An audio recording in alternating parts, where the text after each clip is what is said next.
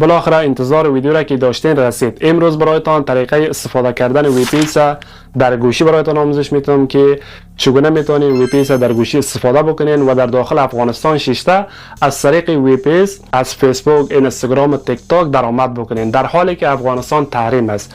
بعضیا بهانه‌گیری میکنه که افغانستان تحریم است، اینجا فیسبوک کار نمیته، کانتنت مونتیزیشن نمیآید، درآمدزایی فیسبوک فعال نمیشه. درست است تحریم است ولی راههای دیگه وجود داره گفتم و تمام راههایش هم من برایتان رایگان آموزش میدم و به خاطر یاد گرفتن از این ضرور نیست که شما با کسی پول داده یاد بگیرین، نه خیر. همین چینل افغان آنلاین تیپس را سابسکرایب بکنین. اینمی چینل افغان آنلاین تیپس همیشه در خدمت شما بوده، میباشه و همیشه خواهد بود. تمام چیز کاملا رایگان برایتان آموزش میده. زیاد وقتتون نمیگیرم. خب کسایی که فعلا در افغانستان است و میخوان از طریق فیسبوک درآمد داشته باشن، به خاطر از او گفتم که باید VPS خریداری بکنین. من در ویدیو قبلی برایتان این هموطن ما در کابل VPS خریداری میکنه، ماهانه هزاران دلار از فیسبوک درآمد داره. درآمد تیک تاکش هم خوب من درآمد تیک تاکش هم برایتان نشون میدم. خب نه مستقیم سعی کنین، زیاد وقت داره نمیگیرم، فقط درآمد تیک تاکش نشون میدم باز خودتون ببینین. خب این هموطن ما بود. خب درست میکنه ما هم یعنی نه در ویدیو قبلی کسایی که ویدیو قبل را دیده اونا میفهمه.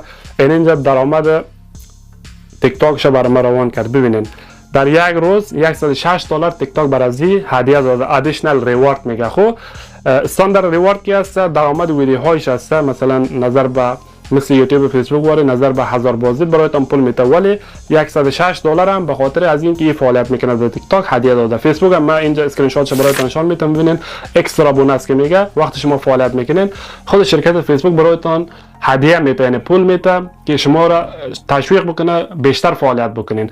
حالا از این بیشتر وقت شما را زیاد نمیگیرم، زود کردم میریم سر موضوع ویدیو خود که چگونه VPS خریداری بکنیم، چگونه استفاده بکنیم.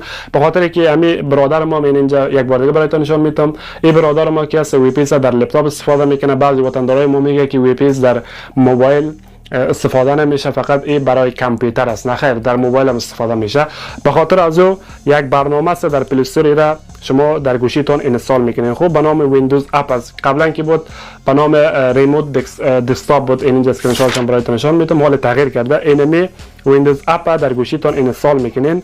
اینجا ما بالای اینستال کلیک کردم. گرچه ما قبلا استفاده کرده بودم، ما اگر یادتون باشه ایران رفته بودم، در ایران هم آرام نشستم. اونجا که هستم من تقریبا 2-3 ماه ماندم، در تهران بودم و همون وقت درآمدزایی فیسبوک ما فعال بود. ما باید فعالیت میکردم تا درآمد ما بیشتر میشد. در ایران خودتون میفهمین از افغانستان هم کرده بدتر تحریم است، اونجا هیچ چیز کار نمیکنه. از این خاطر من قبل از اینکه ایران برم در راه در موتر که بودم VPS خریداری کردم و بعد از اون در ایران در تهران از طریق اینمی گوشی خود ما در فیسبوک خود فعالیت داشتم، درآمد داشتم. وقتی شما این اپ اینستال میکنین در گوشیتون ببینین به نام ویندوز اپ است، اینا باز میکنین. خب وقتی که باز کردن اکسپت کلیک میکنین و بعد از اینجا بعضی تنظیمات را ببینین. اینمی ریموت قبلا لوگوش ای بود، حالا این شده. خب این حالا اینجا گاتی تا کلیک میکنم. اینجا ببینین وقتی شما این برنامه را نصب کردین و باز کردین برای شما 3 گزینه میاد. یکی ساین اپ است و دومیش است ورک اسپیس و سومیش است پی سی کانکشن. اول اینمی برنامه را شما باید در گوشیتان اینستال بکنین و بعد از اون میرین از امو سایت هایی که برایتان سرور مجازی میفروشه.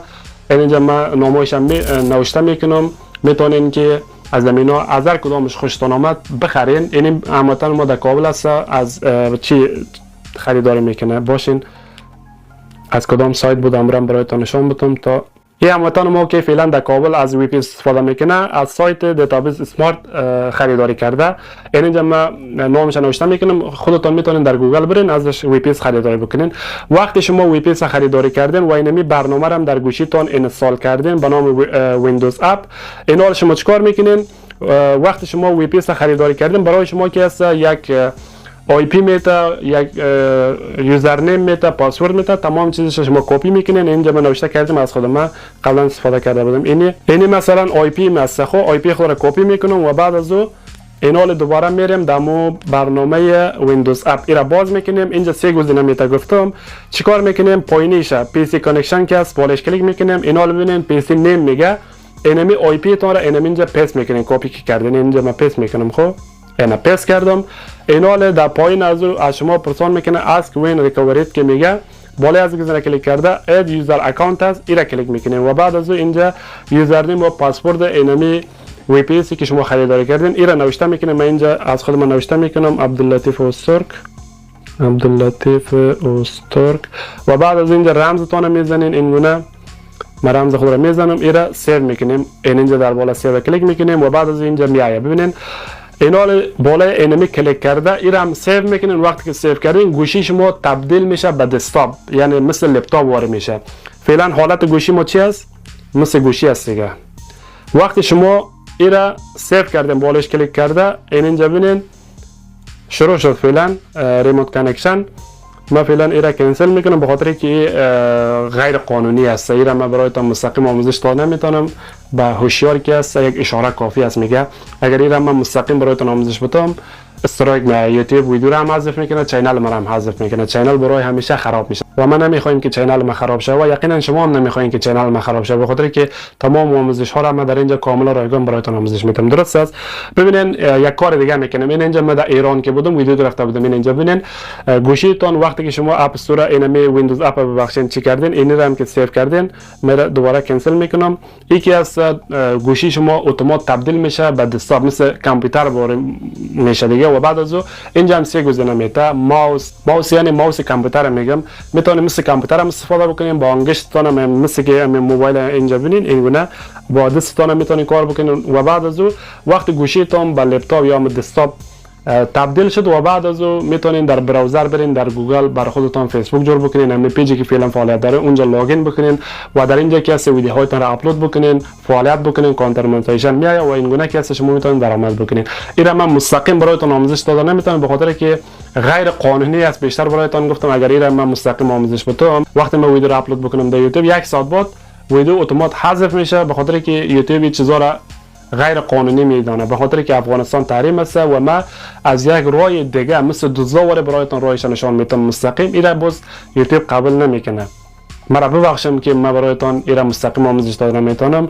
ها اگر بخواین من در تیک تاک خود اپلود میکنم اگر تیک تاک هم اجازه بده، به خاطر که تیک تاک هم چیزا را اونقدر چی نمیکنه، به خاطر که فعلا تیک تاک هم مثل یوتیوب و فیسبوک واره برای کریئتورها پول میده و تیک تاک هم مونتایز هم است، درآمد هم داره. اینم تیک تاک هم است. ببینین خیر است، به خاطر شما میتونیم که اینم تیک تاک را قربانی بدم، گرچه خوب فالوور هم داره. اینه تقریبا 34900 فالوور داره. میتونم که اینم تیک تاک خود را قربان شما بکنم اگر خراب هم شه، ولی چینل یوتیوب خود را نمیتونم که چه بکنم قربانی بدم، به خاطر که درآمدم از تیک تاک کرده از تیک تاک کرده از یوتیوب زیاد است نشد.